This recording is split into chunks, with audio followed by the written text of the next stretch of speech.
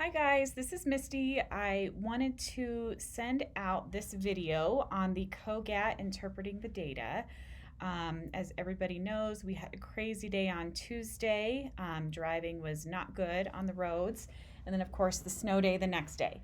So I know, especially for some of you newbies, you have been waiting for this. So I'm going to kind of go over this and go over some different options for you and some different reports you can do in Riverside, and also some information you're going to be sending out to parents. So I'm going to go through this. This is located on our website under the COGAT page. It's under the COGAT after. It's been given what you do after. So you're going to come to this one.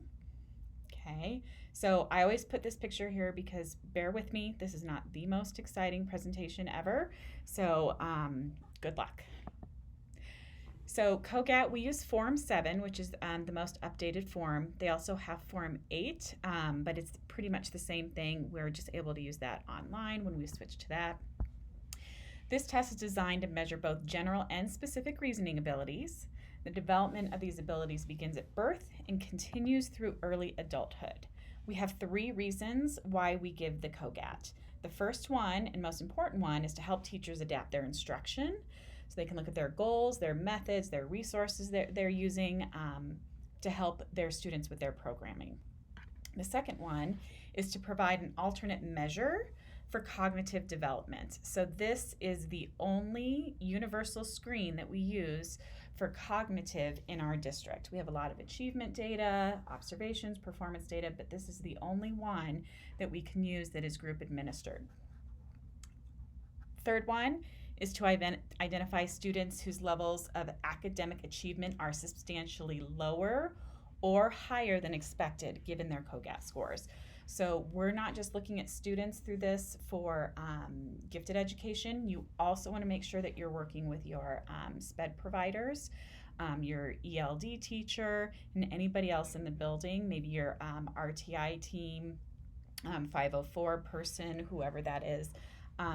You can use this as well from that cognitive data to help programming with those students and for taking them through the RTI process. So there's 3 batteries. So there's the verbal, quantitative, and nonverbal. The verbal and quantitative batteries use that general knowledge that individuals in a particular age group, so it's nationally normed, could have acquired from a broad variety of experiences. So this is not intended to measure what has been taught in school. So this confuses parents. They kind of mix up achievement and cognitive. So you have to let them know that this is not achievement. These don't change. This is kind of their brain function, right? They measure in inductive and deductive reasoning skills, as well as flexibility and fluency as students work with their verbal and quantitative tasks. And then scores on these are influenced by the student's verbal and quantitative knowledge, and most importantly, their use of knowledge to solve these novel tasks. Nonverbal's a little different. This doesn't require any outside knowledge. All the information is included in the item. It requires reasoning. Again, we talked about that high level of reasoning. It is not a spatial visualization abilities. So some people think that it's visual spatial. It's not. I actually talked to the COGAT people at CAGT, and they are developing one for visual spatial, but that won't be down the line for a while. So to answer the nonverbal item, students must possess a storehouse of procedures and strategies for solving these novel problems. We also get the composite score from each of these areas. So our separate ones can identify some strong and weak areas. This can help teachers with that data instruction to capitalize on what is their strengths and their weaknesses. The composite score provides information about the overall level of cognitive ability. This is not an IQ score. So that would be done through an IQ test, individualized, such as the WISC or the DOS. So it's not an IQ test. Parents will get confused with that as well.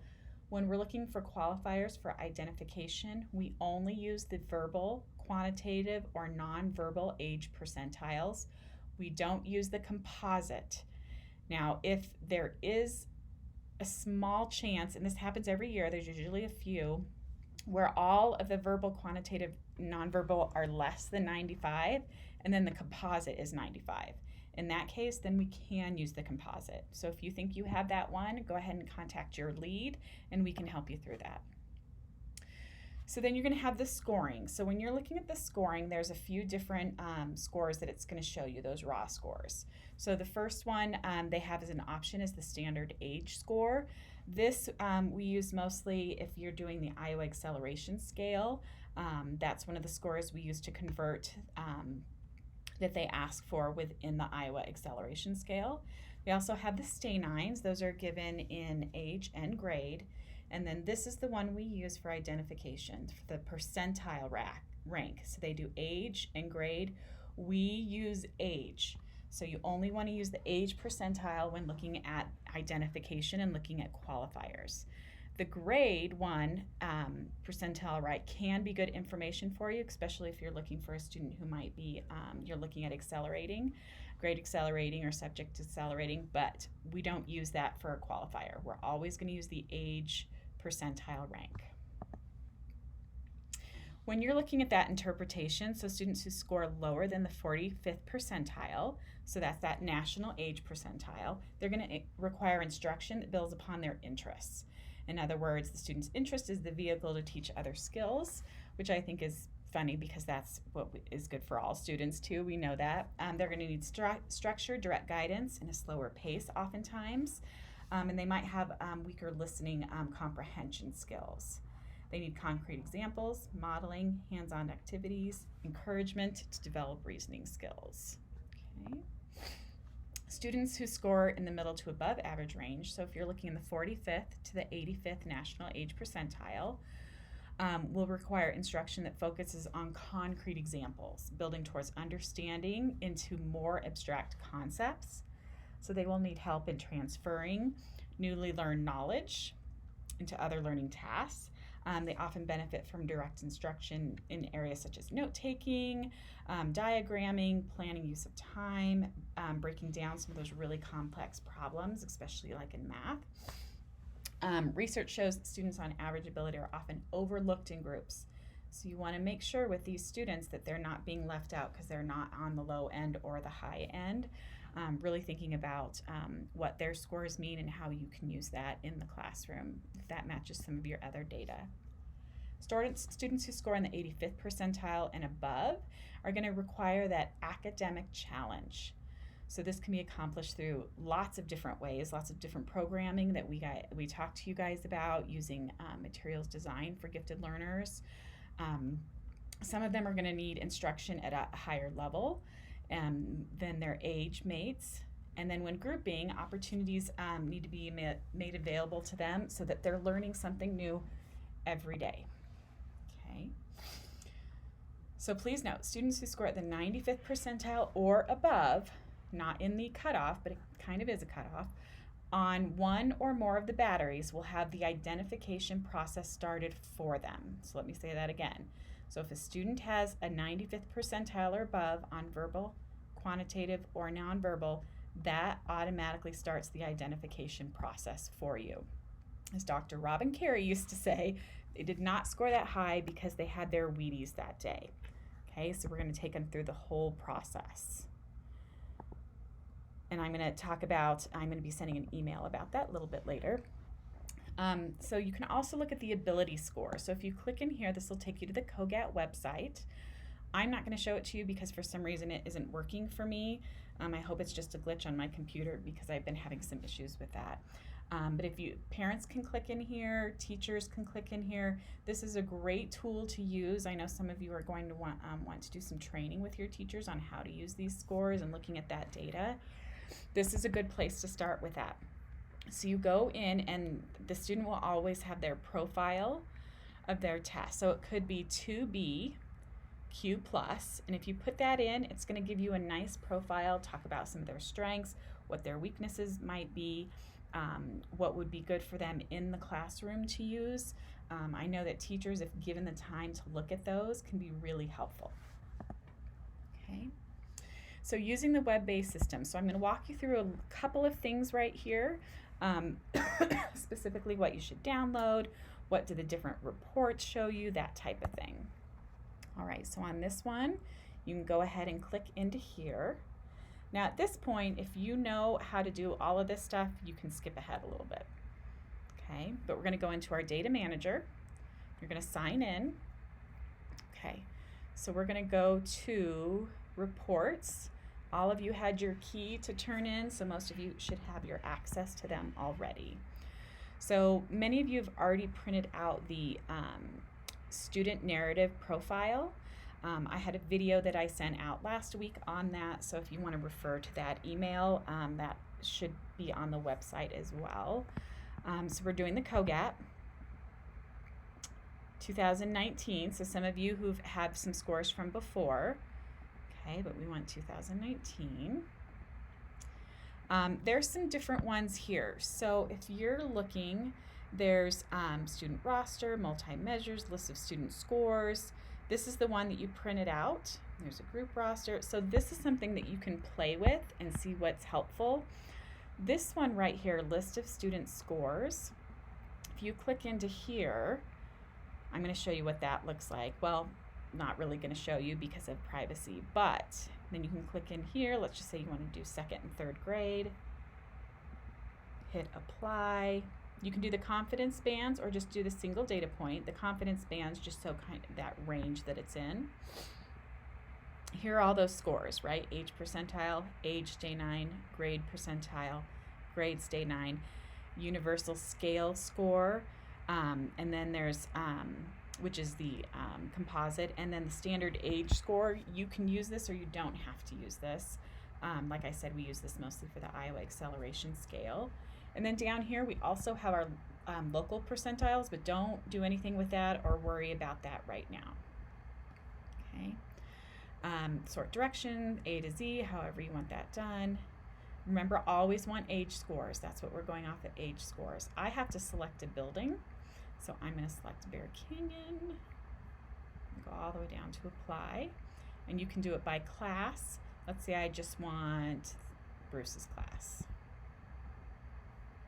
Okay, so when you do that now, you can save this criteria also, which is nice. You can have these different reports that you like set up and saved for you to come back to. We're going to go ahead and put run report. You're going to want to name that, whatever it is. This one I'm just going to put list of scores example.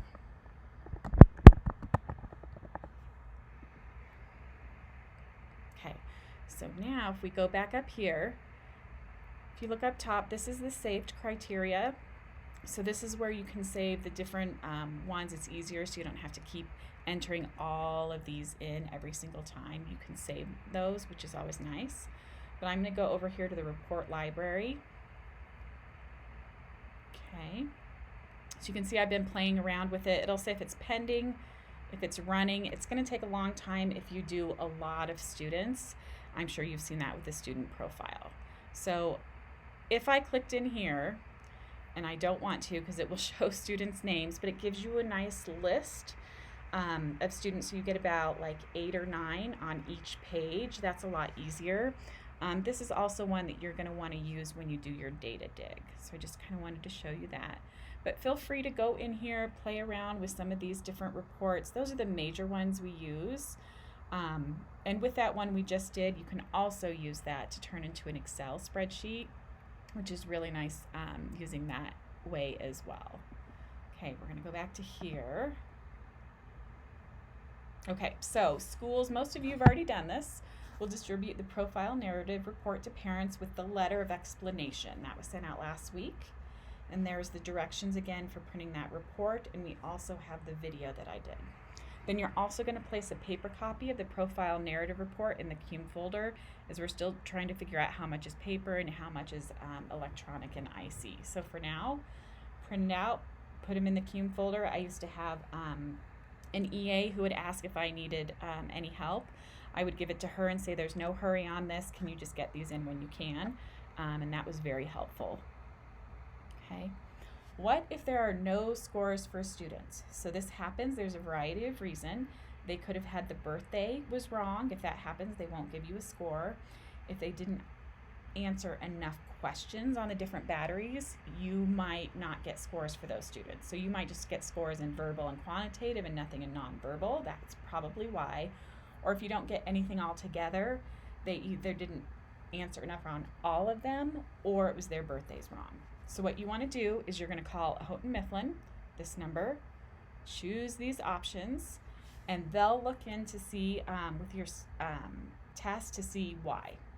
If for some reason it was because there was, it's usually the referrals when somebody's bubbling in a birth date. If that's wrong, it's $52 as of last year, and you can use your school's credit card for that, because that's at the cost of the school.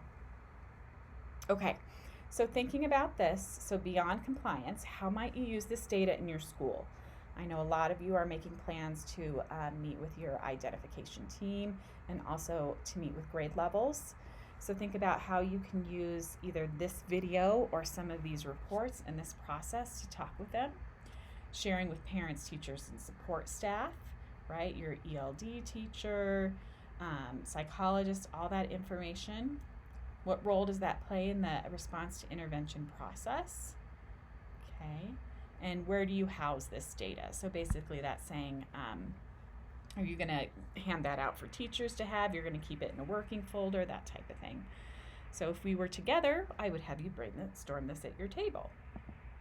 Okay, so this is my Blue Man Group to say we're about to get a little blue. We're going to do some analyzing. So what we've done the last few years is we've done this data dig.